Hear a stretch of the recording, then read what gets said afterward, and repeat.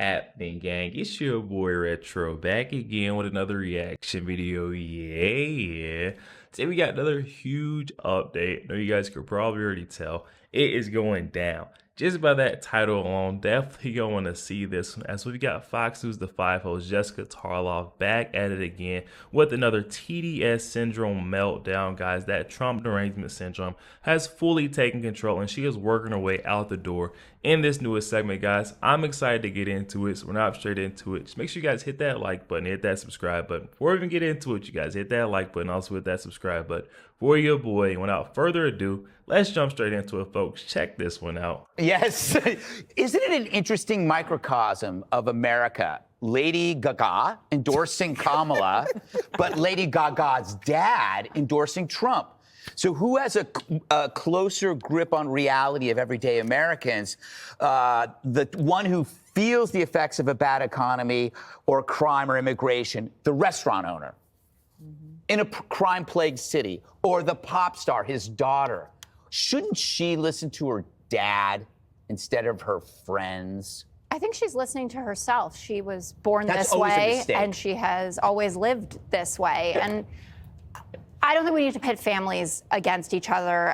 He has had success. This is not even pitting families against each other. It's simply who has a closer grasp on reality. You know, it feels like, you know, the everyday American definitely will relate more with her father than a mega pop star. I mean, come on, you guys. She's not affected by this economy that we're in right now. She's living, you know, her life regardless of the fact. Jessica Tarlov is so lost. Herself. She was born That's this always a way, mistake. and she has always lived this way. And I don't think we need to pit families against each other.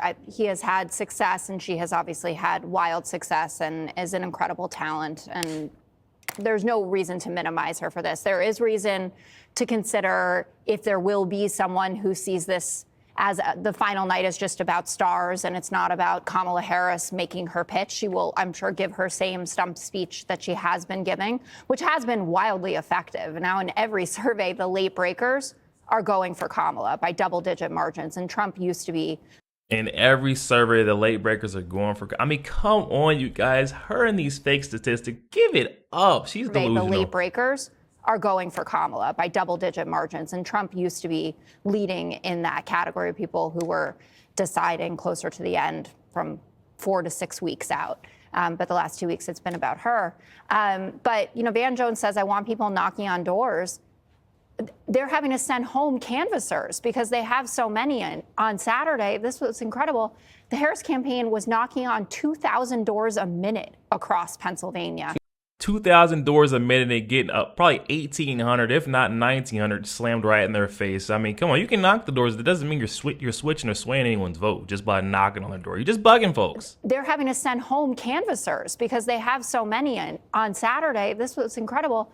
The Harris campaign was knocking on 2,000 doors a minute across Pennsylvania. 2,000 a minute, you A say? minute, A minute. I said. My goodness. Yeah, and you just don't hear those kinds of stories from the Trump campaign. Now, that's not to say that Maybe they 'cause they're don't lies. exist. They're not lies. I mean, my mom is right now in Scranton knocking on doors. Really? Oh. What? You got something against my mom now? What? Oh my said it goodness. like, oh, No, we all said wow. wow. Oh, okay. Anyway, the closing message differential is so stark, though, and you are seeing the effect of this on people who are making these late decisions and just the conversations about how it's ending. So Donald Trump has had to be in North Carolina, which I'm sure he's not thrilled about. So that's the only battleground state that he actually won. He had to go back there.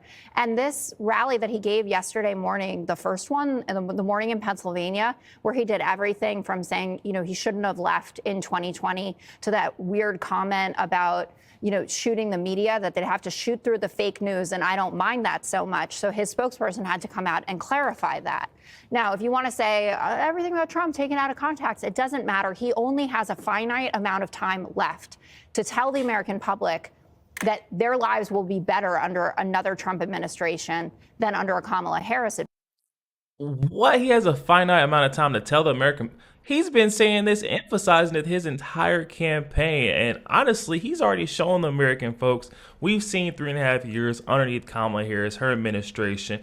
We've already seen it with Donald Trump. You compare the two, it's night and day, guys. It's a no-brainer at this point. I don't know where Jessica Tarlov is living, guys. He only has this gnat is everywhere. Finite amount of time left to tell the American public that their lives will be better under another Trump administration than under a Kamala Harris administration. And she's the one that's actually making those connections. She's the one that's convincing people that she'd be as good on the economy. She's completely erased his lead there. It is. We will get into that in the B block. She seems to be actually not talking about any policy at all, Judge. Yeah, so I'm curious, when people go knock on doors, what do they say Kamala's policy is? Other than, she's this great person who wanted to decriminalize the crossing of the border by illegals and who wanted to ban fracking and confiscate guns and eliminate private health insurance. When they knock on doors, I'm curious as to whether they have answers for that. But look, here's the issue. She's in Pennsylvania 4 times tomorrow, okay? She's doing that because she needs to do that. Had she chosen Josh Shapiro, if she ends up losing this race over Pennsylvania, it will be on her totally for not picking a guy because he was Jewish, for not picking a guy because he would outshine her.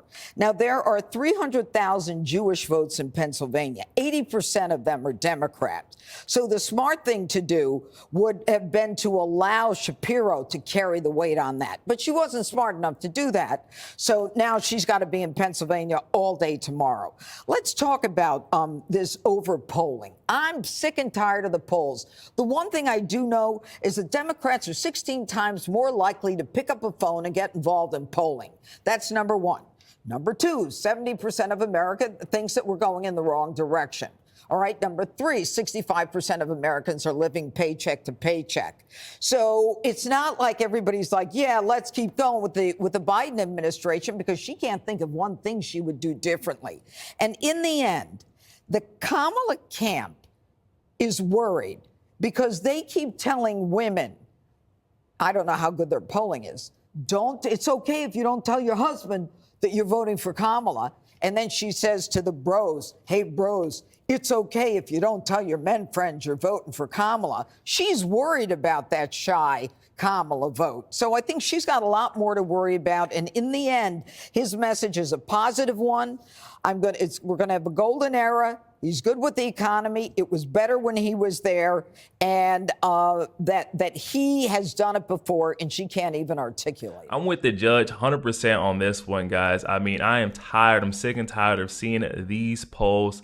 Nothing has changed. We've seen what happened the last 3.5 years, like I said, versus Donald Trump, his common sense campaign alongside his brilliant track record. I mean, Jessica keeps talking about all this door knocking. Well, it's not working because the Democrat machine in Pennsylvania has gone kaput. The early vote is way down for Democrats.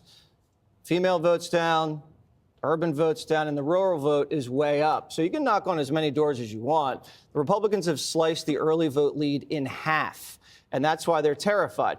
You talk about these late breakers or going to Kamala Harris. What survey is that? I haven't seen that survey. The Democrats keep talking about this mysterious survey. It's in Marist. It's in the Univision poll. Well, come on now. I'm glad it's not just me. Even just you are a little bit suspicious. Hold on now, Jessica Tarlov. This is 3 segments straight to they told me these polls then flipped, and now it's Kamala's way. I'm not seeing it. I'm just not seeing it. Which polls? Going to Kamala Harris. What survey is that? I haven't seen that survey. The Democrats keep talking about this mysterious survey. It's in Marist. No it's in the Univision poll. Well, no one's seen anything like that. I literally just told you where because it is. if it's actually happening, it would show up in the early vote. And across the board in every single battleground, the Republicans are either winning the early vote or they've actually just destroyed the Democrats' traditional. You're cannibalizing your election day vote, potentially. You think it's cannibalized. Maybe. But if you look at the data, it's low propensity voters that they're turning out. And Republicans always show up on election day. So what the Democrats, Greg, are deciding to do or relying on, they are now relying on this avalanche of enthusiasm on election day that has never happened before for Democrats. Democrats never produce huge avalanches of voter turnout on election day. They have to have that with Black Americans, Hispanic Americans. If there's that type of enthusiasm, why isn't it showing up in the early vote? It's a great question, because there's no enthusiasm. I have a theory here about Shapiro. Yes. Obama's wingman was in charge of the VP processing. You know, Obama loves Shapiro. They went with Walz instead. It's almost like they burned Walz on an L because they wanted to save Shapiro for 4 years. Interesting theory.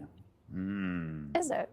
Not really. I was just being nice. That's sweet of you. Yo, there we have it, guys. It looks like that panic is starting to set in for those folks on the left. We even got Jessica Tarlov just throwing out whatever she can as far as numbers, the polling data. She is twisting and turning it in Kamala's favor because they already know what's going to be the outcome. And on that note, guys, today is the day. I hope you guys all went out, cast your vote. It definitely matters. I've been preaching it. Vote, vote, vote. Guys, every single vote matters. I've got, oh, they're over here. I've got 2 stickers. I've only got 1 vote, though, but they let me get away with it, guys. I hope you guys all enjoyed this. Make sure you guys definitely hop in the comment section. Let me know your thoughts. Also, make sure you guys hit that like button, hit that subscribe button. If you'd enjoy more content like this, catch you guys on the next one.